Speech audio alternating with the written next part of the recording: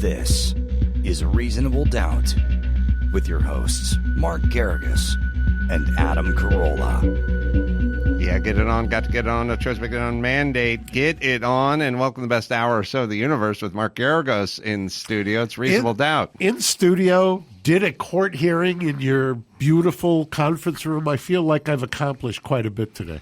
Well, we're always glad to see you in person. Alex Villanueva, the sheriff of Los Angeles County, is going to be joining us post-haste.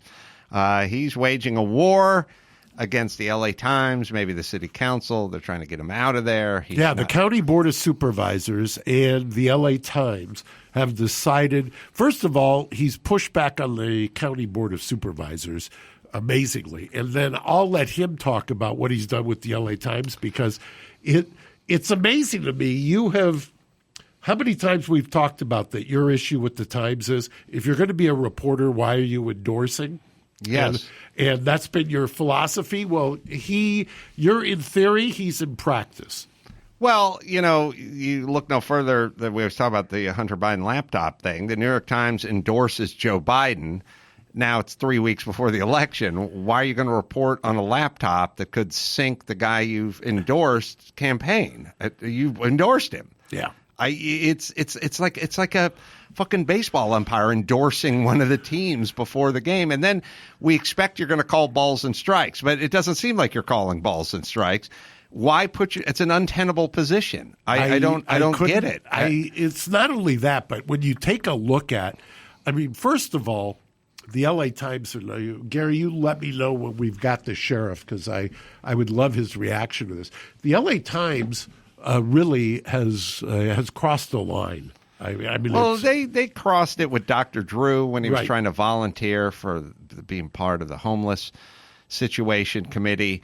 You know, they do that thing where they go, Larry Elder's running against Gavin Newsom. We endorse Gavin Newsom, and here's an article about how Larry's a racist. Yeah. It's like, I don't know how that's a business model. I don't either, man. I mean, since Patrick Shun has bought the Times, if you believe the published reports, he's sunk $132 million into the Times in a losing effort. By the way, do you know the reason he bought the Times? Mm-mm. He was getting excoriated in the media back in 2017. And then there was this scandal that they've tried to cover up where one of the owners was out there talking about the Jewish cabal that was buying L.A., and they were referring to Eli Broad, who's got the museum downtown.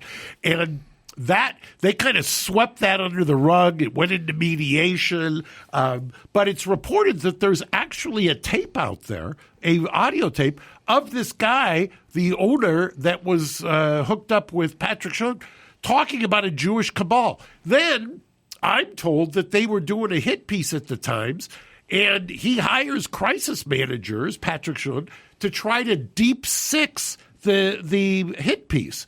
And when he got to a certain point and he had killed the story with the Times, you know what he does then? He just buys the Times so that he can kill stories, negative stories about him. Well, Villanueva is not having any of it. They wanted the mandates. I think he's been doing battle over the homeless situation, maybe famously down at Venice Beach. Absolutely. He went over to Venice, which is traditionally, maybe he'll push back on it, but a LAPD jurisdiction. And by the way, I know from which I speak because I talk to both the activists, homeless activist groups, and the homeowner activist groups, both of whom say basically the place is a demilitarized zone. You know, they've just kind of thrown up their hands. The sheriff went in to try to do something. Sometime in the last 24 hours, he said that he's going into Hollywood and he's going to do the same thing as he did in Venice. And, of course, they're Hollywood politicians going, no, throwing up their hands. And then there's business owners going, yes, please do this. I could not imagine. I mean, I'm sitting 3 feet away from one, but I could not imagine running a business where there was a pile of homeless people outside every day. I will and tell the you, exorbitant taxes and regulations that you have to deal with. That Lebanon Alley that is behind the Edgin Company is such a shithole, for lack of a better term. And there's guys shooting up there. There's guys. It's now become a Chick-fil-A breeding ground. Right there, because Chick-fil-A is right around the corner. It's kind of the drive-through. But It used to be that the sheriff patrolled the MTA stop, which is right next door to us. When the sheriff pulled out, the previous sheriff, it was like overnight. That was the end of that. And now it's a battle. It's a constant battle. It's what I always say. It's like step back, leave your lawn alone for 9 months. Let nature just sort of kick in the way God wanted it. It's a fucking shit show. Yeah. It's a constant pruning and battling and cutting and primping. It's weeding. It's just that's what life is. And if you step back and go, how about we just leave the weeds alone for a while? Okay. Well, tell me what it looks like. They're doing the Times has decided to do a similar move with Rick Caruso. Looks like the sheriff may be coming in, so I'll let him in, and you guys can keep talking. Oh, they're going after Caruso. Yeah, now. they're going after Caruso. Villanueva, the sheriff, what they've been doing to him is unbelievable. Not a day goes by that he doesn't get vilified by the LA Times. And some of the most ridiculous stories I've ever read. I mean, when you look at it, you think it's comedy. All right. Well, Alex is going to join us in a moment. He makes the rounds. I've seen him on many shows, including my own, talking about these things. And I mean, it's just turned into some sort of Orwellian hellscape out here in Los Angeles. And we're having arguments over. I don't even know what we're arguing over. Well, there anymore. he is. Somebody wants to do something about it. Alex Villanueva has joined us. And by the way, you can just check out his website. It's Alex, VILLANUEVA.org. Alex, good to speak to you again, my friend. Howdy there. We were just talking about the LA Times, and I get such a kick out of the LA Times going after you. They've got that one columnist who I think he's assigned to just slam you each day. They've got Ali, who's over there taking shots at you left, right, and the middle. And I was telling Gary, I sent it to him, my favorite thing and why I told Christine we have to get you on is, where was that ad that you took out for the LA Times? This one. I love this. Tell us about it. This is the best thing I've ever seen, and I was just telling Adam before you got on here, this is Adam's whole problem with the LA Times. Yeah, the endorsement thing. Just call balls and strikes, write stories. Don't pick a side. And then, and by the way, I'm not listening anymore because I know who you like. I know who you don't like. So you're going to write a fluff piece about the person you like, and you're going to write a hit piece on the person you don't like. And why should I listen? I'm just considering the source. So what happened there, Alex? Could you tell us? Well, we knew walking in that, one, I was never going to get the endorsement anyway, even if I wanted it. So I figured, well, let's have some fun with this thing. And I wanted to interview with them just because I had the chance to talk to them and pick their brains and throw some shots at them. And we already had the letter. So as we were speaking to them, we sent the letter to them, kind of like, by the way. And they didn't take it very well. No, they don't. They've got the thinnest skin of any news organization I've ever seen. They take shot after shot at you, but God forbid that you push back. And they tell you, "Oh, you've got such thin skin." No, you're trying to take me out, you pieces of crap. Yeah, no, it was comical because, and our beef with the Times goes way back since I've taken office.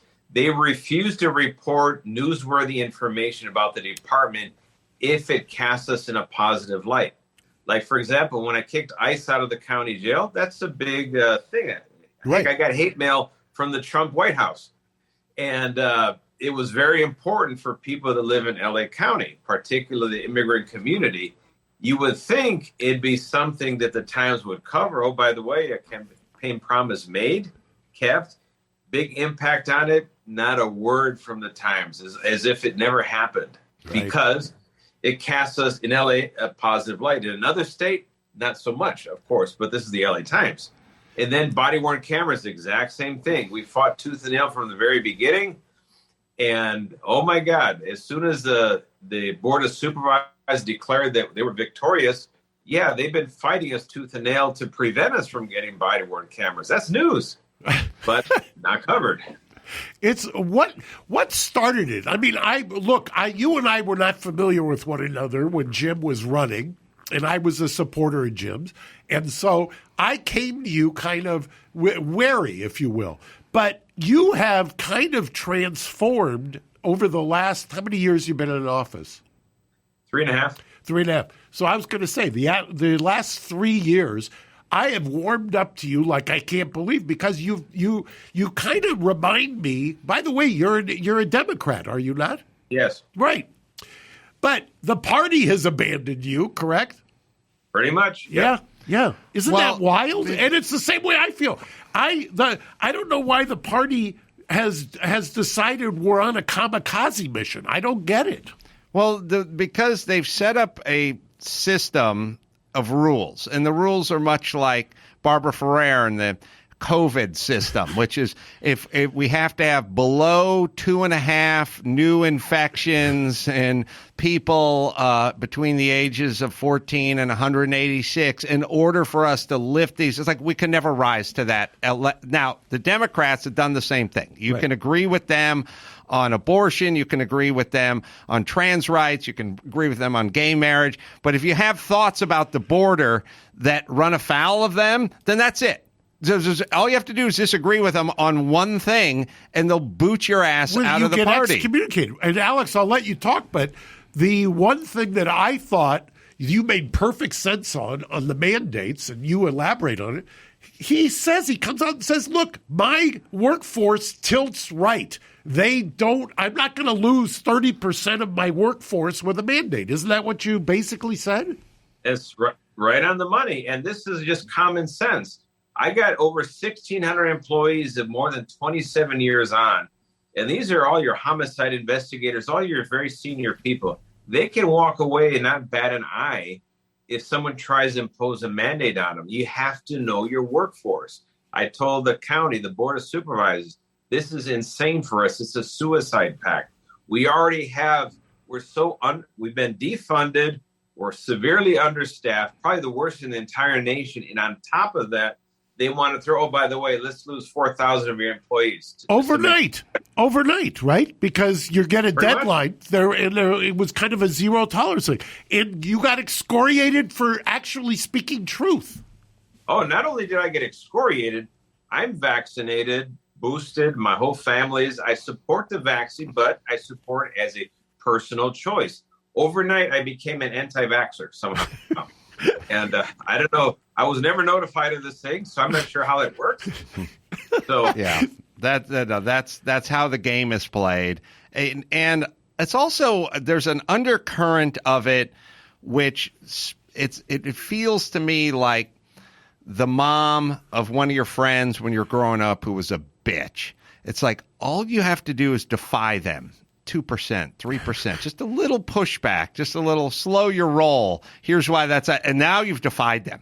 And now we're not even really talking about the subject anymore, the nuts and the bolts or the pros or the cons. It's simply you have defied us, and now you're in trouble. And now, you could be an anti-vaxxer, you could be a racist, you could be whatever it is you are after that, because you essentially defied them. They never get pushed back. You push back, Tin Horn Flats is a restaurant 3 miles from here. Mark represents the former owners, and they defied them. They defied their non-science of outdoor eating being a vector of transmission. They dared to defy them, and they just showed up like jackbooted thugs and fenced the place off and shut down a 50-something-year-old family business. It's really about defiance. That's what it feels like to me. What do you Alex, there was a letter, I can't believe it made it through the Times filter this morning, but there was a letter. Gary, do you have it to put it up? I don't know if the sheriff has seen it, but there was a letter to the editor today, which I got a big kick out of.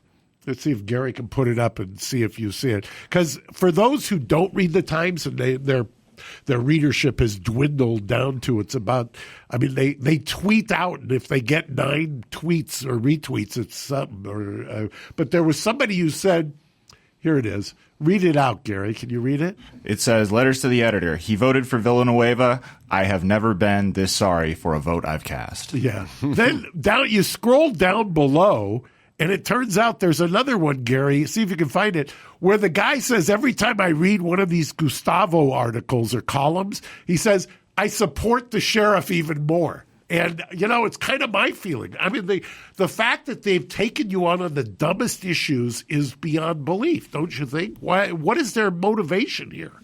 Well, the scary thing is, and I'm pointing out the obvious, when we're talking about historical levels of rises in murder, in homelessness, things are impacting everyone's lives, livelihoods. The entire economy, this tourism based in LA County, is in tatters and it's just hanging on for dear life. And I'm pointing out the obvious, say, hey, let's fix this. Let's focus on what matters. The outrage is, wait, I'm wearing a hat that's a symbol of the KKK or something. That is where the conversation goes. And you wonder, what on earth are these people smoking? It's horrible. Can you tell us about the whole Venice boardwalk cleanup situation / debacle? And I will say this is a primer to this.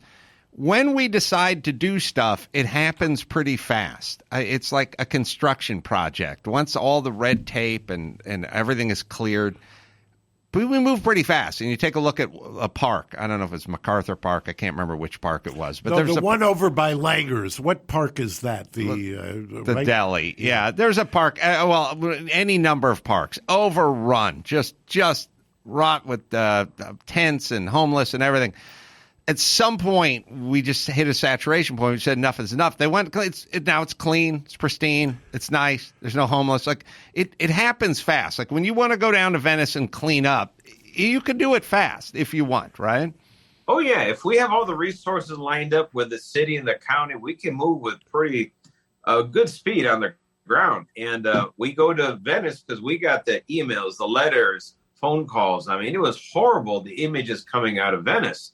I mean, people burning in tents, dogs burning alive in houses that were set on fire by transients, open air drug market, people beating each other with sticks. I mean, the worst case scenario, remember, that place is the number 2 tourist destination in all of Southern California. It's a quintessential LA experience is the Venice Boardwalk.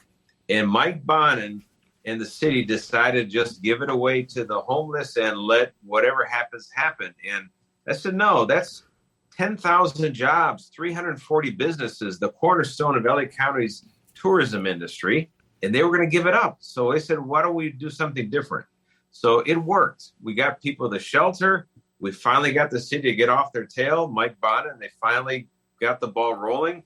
And now the whole boardwalk is clean from one end to the other. Businesses are open. Tourists have returned.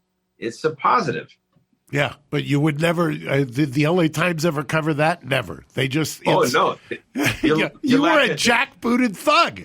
That was the tack they took. Yeah, I sauntered onto the boardwalk with my 10-gallon hat, and I ordered patrols. Like our homeless outreach service team is anything but a patrol. They're probably the experts at finding ways to get shelter for people who are homeless, different stages of homelessness or the hardcore that have been there for decades. They got them moving. They do that. They do a wonderful job. 0 arrests, 0 force, and 0 coverage by the LA Times. They're just patrols. Yeah, they don't like the reality is with the Times or anybody on the progressive left, is they just don't like authority, just pure and simple. It can be distilled down to they hate authority. They hated their stepdad, then they hated their school principal, then they hated their coach. Like they just hate authority, and anyone with a uniform and some gumption, they just can't stand it. Or send me one example from the LA Times where they said, the sheriff or the police stepped up and they took it back and they did what's right. There are none of those stories. It's all brutality and people are. Well, by the way, one of the interesting, and I'm glad Alex talked about this. I spend a fair amount of time in New York. You realize that the new mayor, who's also ex-law enforcement, mind you, I'm a guy who sues law enforcement, so I'm not exactly a fanboy.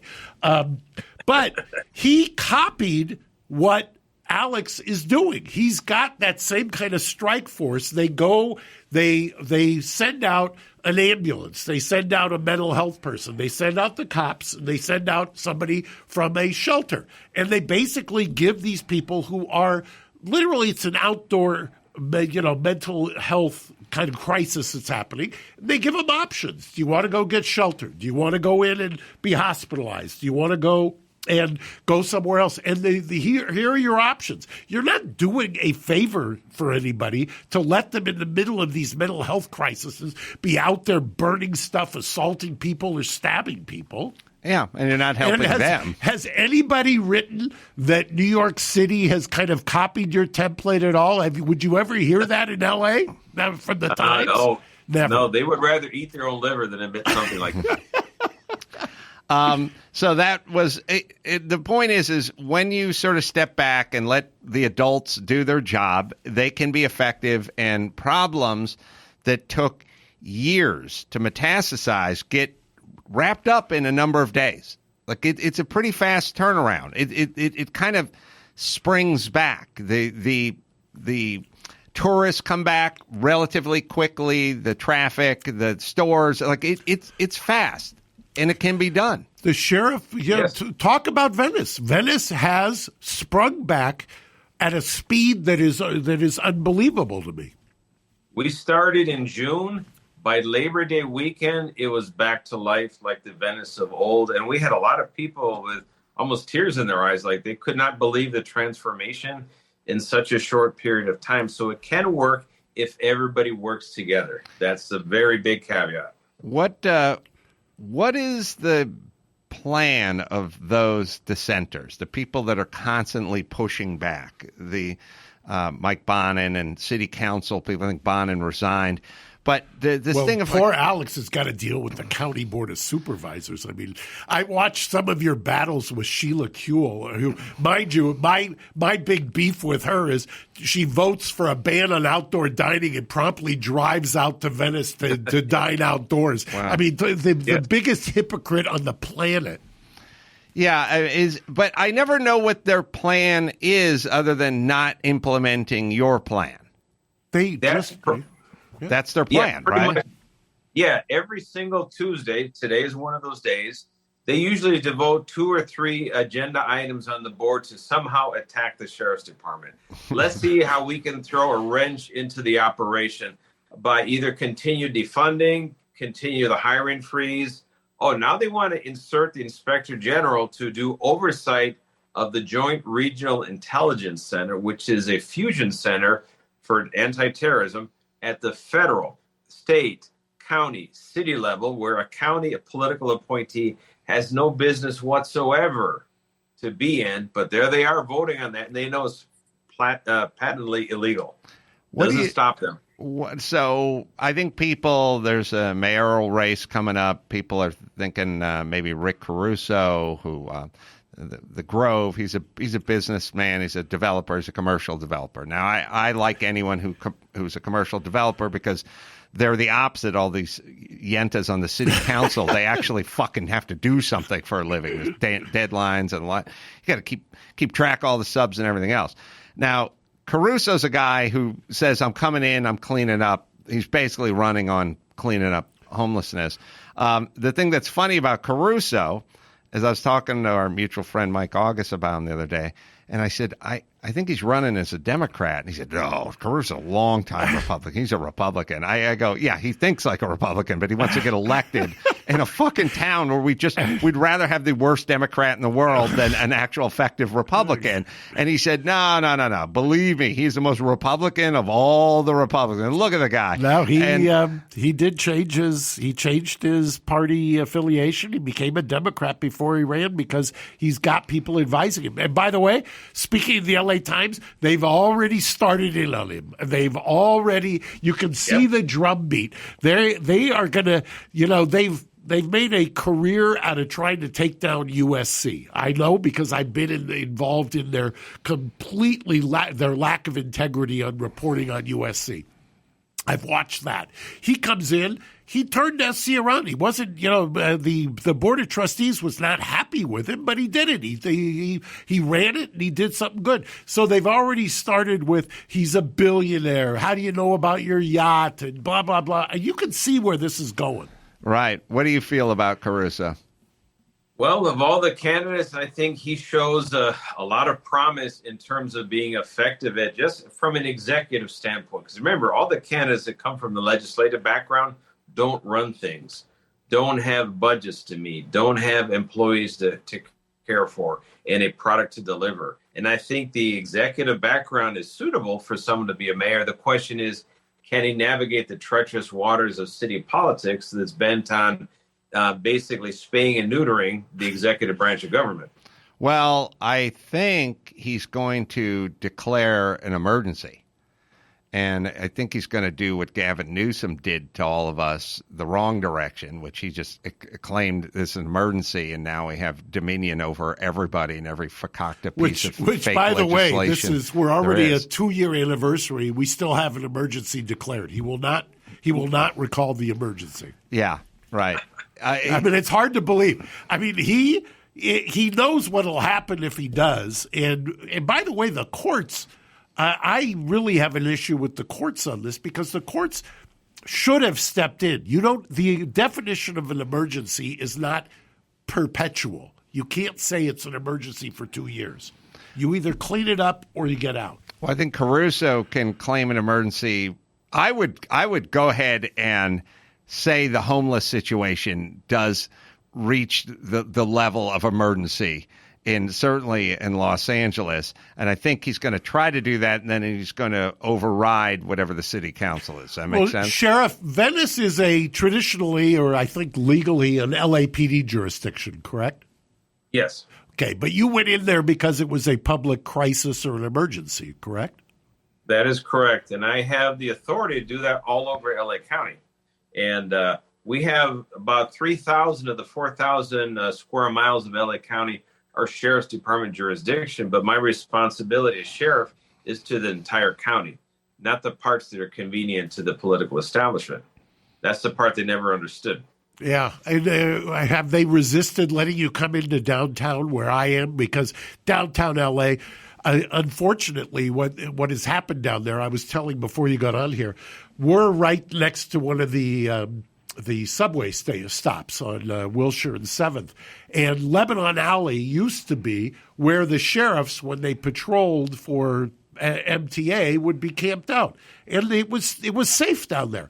Now, when they were pulled out, I mean, I've got at least 5 young women who work for me. When I say young, under 40, they can't live downtown anymore. They've moved out. They all within the last 8 months. Well, this is going to upset you, but I learned this last Wednesday when I took a trip on the Red Line and the Purple Line, right past there.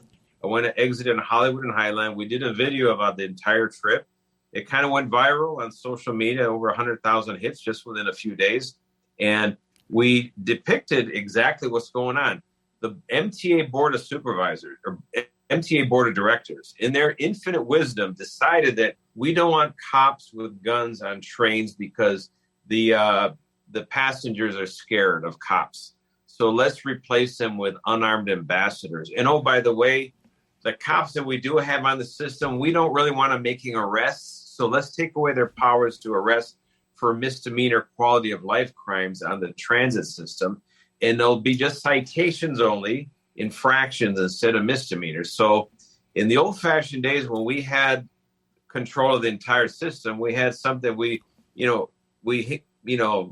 jokingly called the habeas gravius. Yeah. You eject someone from a train or a bus who is, creating a disturbance and ruining the experience for everyone else and making passengers feel uncomfortable or unsafe. You can grab them, throw them out, and then we have a way to handle it. But the way they did this, they created a metro court. So they created their own court that handles these infractions, which basically the transient just roll them up and throw them back at the security guard and laugh. Nothing happens. So now the homeless sleep 24/7 on the train. So we've created a mobile homeless shelter at taxpayers' expense, and it's no longer really a true transit system to get people from point A to point B. That's what's going on, and directly as a result of the board's decision, which are just astonishing. Well, also, the thing that's crazy about LA and California is that we're very Green New Deal. We're very earth-centric, and we want everyone to use this public transportation. I don't know anyone who would dare get involved with public transportation anymore. There's a residual effect. All it takes is a couple of nut jobs pushing someone in front of the tracks and whatever's taking a dump on the A train, and you just go, fuck it, we'll drive to Dodger Stadium. We'll drive to the. We'll drive to the. I mentioned Langers Lakers. Before. I used to love to go onto the subway and ride it. It was like 2 stops to Langers and have lunch. I won't do that anymore. I mean, are you nuts? This is going to really upset you guys. When we had the whole system, the MTA board decided to break it up. So it's part LAPD, part sheriffs, part Long Beach PD. So they broke up our authority over the entire system. You're paying $30 million more per year for that exclusive experience, including $75 million in LA City cost overruns because they run an entire overtime model, not the sheriff's model. So you're paying more, and you have a mobile transient shelter, a homeless shelter on the trains. Well, let me ask you a question. The LA Times, that vaunted guardian of the public trust, have you ever seen an analysis or a headline about the overtime model versus breaking it up and the safe? By the way, that's just dollars and cents. What about the safety repercussions? Well, they announced a 36% increase in violent crime, and that is an undercount because we learned that along the route, the MTA is pushing reporting of crime onto local PDs. Local jurisdictions. So say within LAPD's section of the tracks, it'll be whatever division picks up the crime stat, and it's not reported as occurring on the tracks. So that 36% increase in violent crime is actually lowball figure. You got to keep that in mind. What do you make of the crime? Speaking of crime and violent crime and smash and grabs and stuff, I grew up in LA. I've been here my whole life. The violence was usually contained to certain neighborhoods that you probably didn't want to drive through. And the homelessness was that way as well. So Skid Row, that's where the homeless people were. I grew up in the San Fernando Valley. There was no homelessness anywhere. But now it's been outsourced, and now it's in Ventura, under the Ventura Freeway in Sherman Oaks and Studio City. It's ubiquitous now. It is everywhere. And I feel like crime, violent crime, stuff that what I would call brazen crime, like the brazen stuff, smash the window, grab the stuff, or jump the person sitting at the bus stop, or something. That was kind of contained to an area. I feel like people are going mobile now. They're heading out to Beverly Hills and Encino. They're going to where the getting's good. They're like, hey, why are we robbing our broke asses over here in this bad neighborhood? Why don't we go 4 miles up the way and get some real jewelry? And it seems to be an epidemic, and it also seems to be affecting the populace because now all of a sudden you have the Gascon recall, the DA recall. All of a sudden, there are other voices coming up, like Hollywood's starting to pipe up a little bit. Hollywood doesn't say jack shit as long as brown people are killing brown people in whatever neighborhood they live in. They don't give 2 shits about it. They give a little lip service to it, but they don't really give a fuck. But once you start getting into Hollywood, their neighborhoods, now they're going to start having issues. Oh, they definitely are. And just look at the murder of Jackie Avant. Big outrage, right? And righteously so. 81-year-old lady killed in her own home by a homeless person. Then you got Brianna Cupford, 24-year-old, killed in her place of business in Fairfax by a homeless person. Then you have a 70-year-old nurse, Sandra Shell, killed at Union Station by another homeless person. Then you have Tiona Thea, 16-year-old girl, murdered and dumped on the side of the road like garbage. All of this happened within about 2 weeks of each other. And it shocked the conscience of people that should have been concerned when a 12-year-old boy is shot to death in his home playing video games in Pasadena. But you're right. It didn't hit Hollywood yet till it got closer to home. Now the outrage. The Jackie Avant, that was the 81-year-old woman who was killed. So it's kind of an interesting thing because I'd kind of kept an eye on that case, or I followed it like many people live in Los Angeles because it was so shocking. She's elderly. She's married to a big producer or a big record mogul. Record. Yeah, producer. And then killed in their home. Pretty shocking stuff. I didn't hear anything about homeless. It was just some guys, sort of, I don't know, gangbangers I thought or whatever. At first the speculation was, me included, that it must have been a hit because it didn't compute. Right. What I'm saying is when homeless people kill people, the LA Times, since they're huge fans of the homeless, kind of tamped that one down. Yes. Because they don't like the optics of the people that they're championing that are actually committing heinous street crime. Yeah, that has to be suppressed because we don't want the public to be impressed with that. Just like they're suppressing crimes on the trains. For example, 7th and Metro about 3 weeks ago, a gentleman was shoved in the back by a homeless person and was launched right onto the tracks. Fractured his skull, broken ribs, and they had to de-energize the system to rescue him to get him off the tracks. Jesus. His only saving grace, there wasn't a train coming by at the time. Totally unprovoked attack, and there are so many cases like that are coming out now. The MTA board actively suppresses video images of violent crimes in progress that happen on the trains, and they have the footage. They just don't want anyone to know about it. Well, you're out there fighting the good fight, Alex. Hopefully, we'll get some fresh blood in the city council, or maybe. Obviously, everyone I talk to grew up out here. The answer is, well, when we've bottomed out, then we'll go ahead and change course. And I'm like, is that how life works? Everybody's got a bottom. Your wife has to threaten you with a shotgun before you get divorced. Like, everything has to hit bottom. And the answer is like, oh yeah, we just bottom out. And then we can change course. Get some new city council folks in there, get a new mayor. And it's like, why don't we just do it? Let's just say we're 13% from the bottom now. Why not just change course now, or we literally just have to bottom out? Apparently, that's what has to happen. Alex, we really appreciate you coming on today. I just thought, you're fighting the good fight. Couldn't be. I think most people's heads would explode that I'm sitting here talking to the sheriff of LA County, who normally I'm trying to hold cops accountable, but you're trying to do the same thing. Yeah, no, we're definitely doing all the reforms I put into play. No matter how many people I end up terminating, suspending, all the reforms we implement them, everything will never be acknowledged for doing all these things. They just can't admit it because that's that false narrative they've created. They have to continue to feed it. So, I can't fire somebody twice. I can only fire them once. And the sad thing is that, I have to balance accountability on one side, but I have to support the good work that our deputies are doing. And they are just knocking out the park day in and day out everywhere around the county with so limited resources. We're down to 70% of available personnel in our patrol stations. 70%, which means they're working multiple double shifts every month. It went from 12, now we've upped it to 15. Just to meet the demand. Yeah, they're trying to force the LAPD overtime model on you.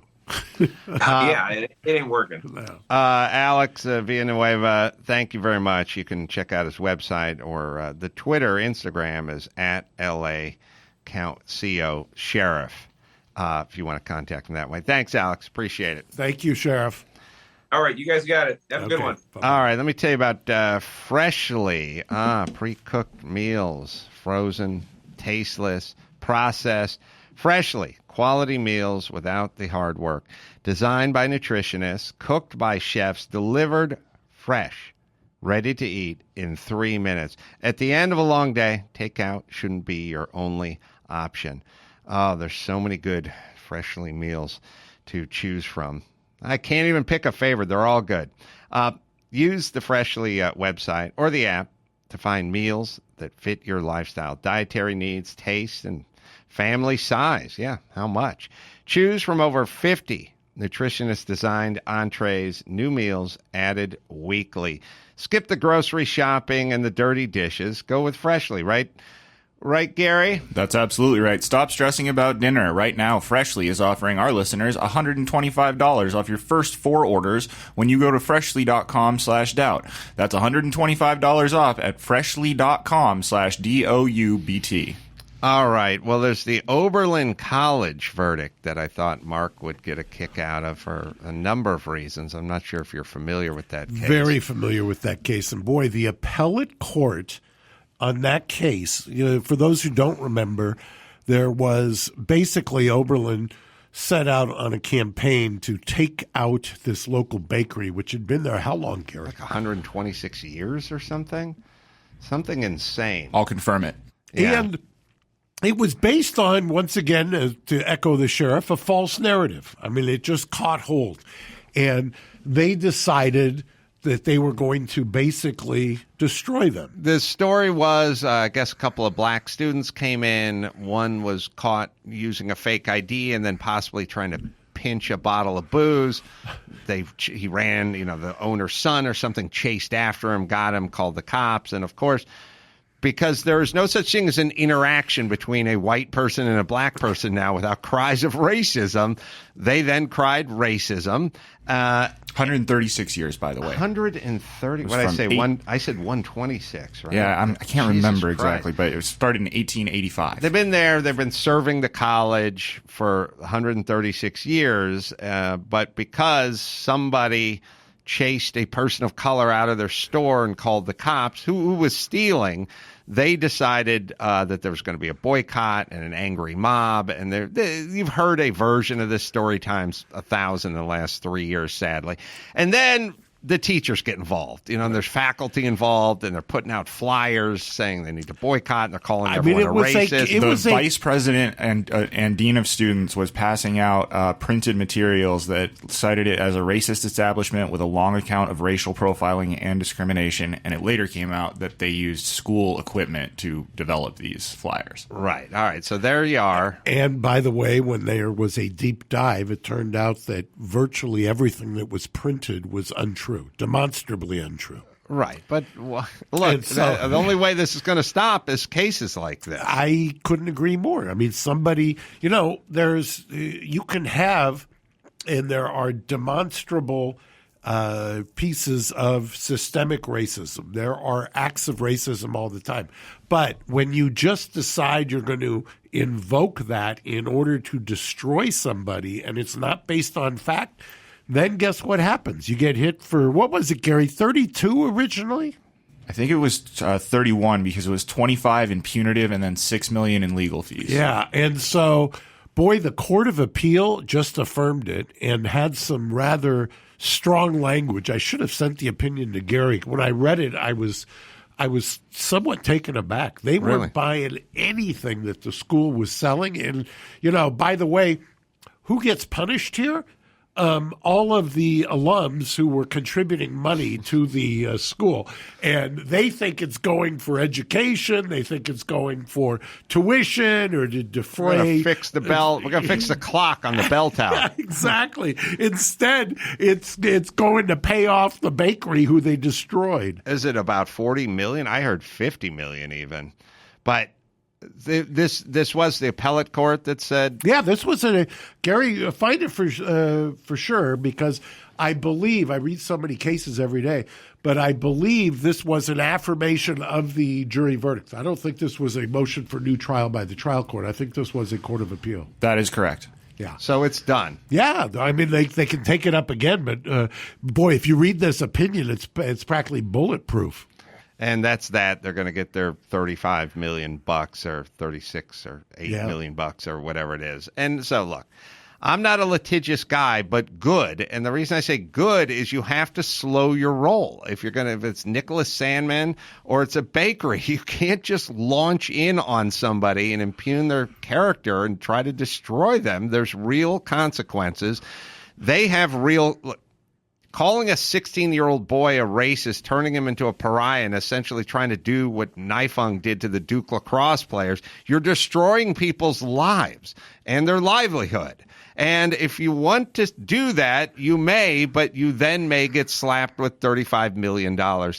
worth of court. The reason that you had 40 in your brain is because it was originally awarded as 44 million, and then that was reduced to 31.5, which is where the 25 and the 6 come in. And I think it already, the Sandman case probably already did serve to slow the roll of some of these news outlets a little bit. Yes. And this is going to slow down whatever craziness is going on colleges. I'll tell you what's not going to slow down is our researcher Brett found a case today that I hadn't seen. Gary, can you describe this case? Because Gary loves this case. I know this fantastic. is one of Gary's favorite cases, maybe of the year. Absolutely, this one is just the poetic nature is just fantastic. This guy is named.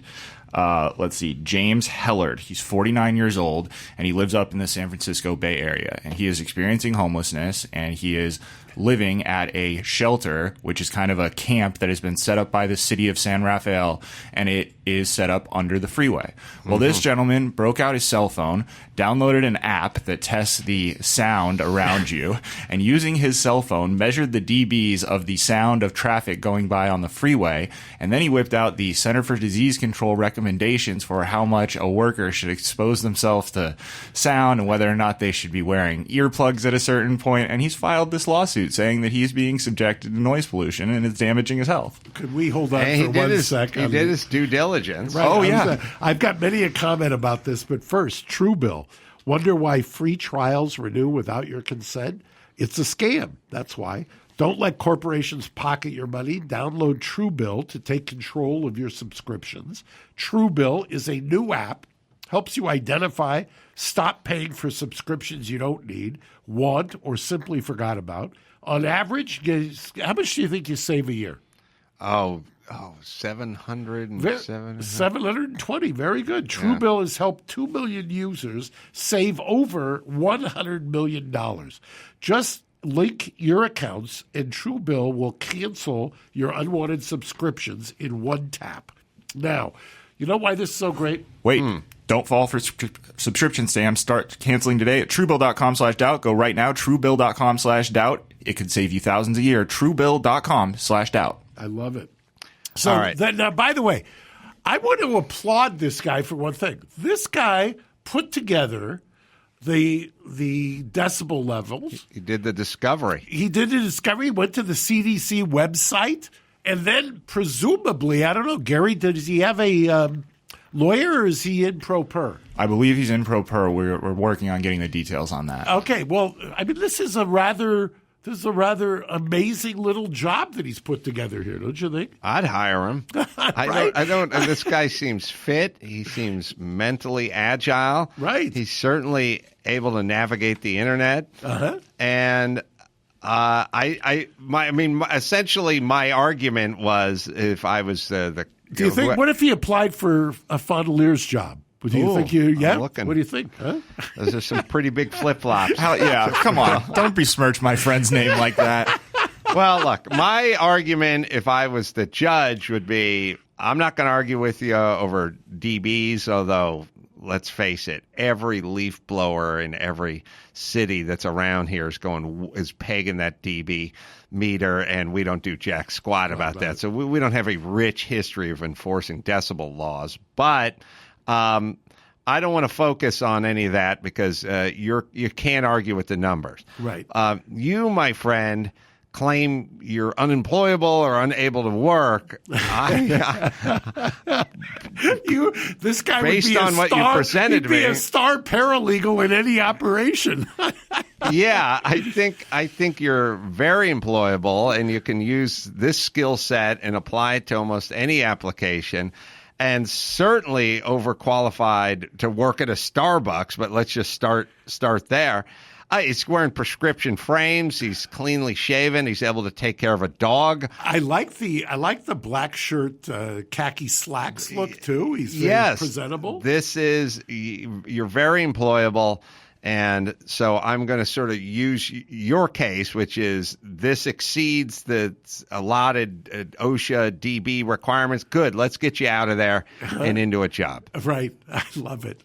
Gary, we're going to have to follow up with him. Oh, I'll be watching carefully for updates. Yeah, and I apologize. I forgot to tell you about a hard out since I was doing my thing here. Is that a bad is that a bad deal? We got all we need out of you.